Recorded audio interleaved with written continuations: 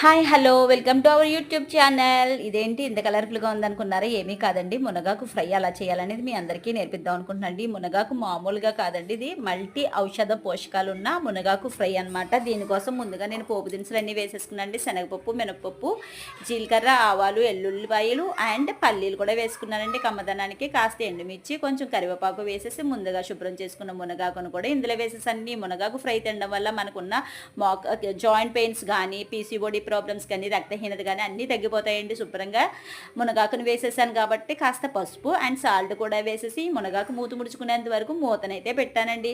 తర్వాత 2 నిమిషాల తర్వాత మూత తీసి చూస్తే మునగాకు బాగానే మూత ముడుచుకుందండో. ఈ మూత ముడుచుకున్న మునగాకుని మన బ్రతిమలాడాలి కాబట్టి కొరకొరలాడే కొబ్బరి తురుముని తురిమేసుకుని పక్కన పెట్టేసుకున్నానండో.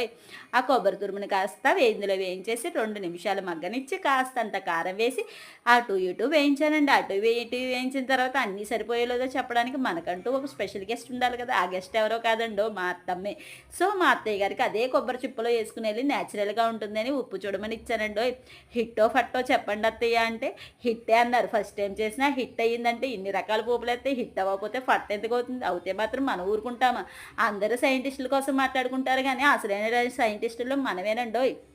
ఇదేంటి సైంటిస్ట్ అంటే దీనికి ఏమన్నా పిచ్చ అనుకున్నారా? కాదండి, వంటగదిలో ఉన్న ప్రతి ఆడది సైంటిస్టే. అవునంటారా కాదంటారా? ఏదంత ఇయ్యాలో మనకు తెలిసినంత బాగా ఇంకెవరు తెలుసు? మరి ఇంకెందుకు తెలుసు? మీరు ట్రై చేసేయండి ఫ్రెండ్స్. Thank you.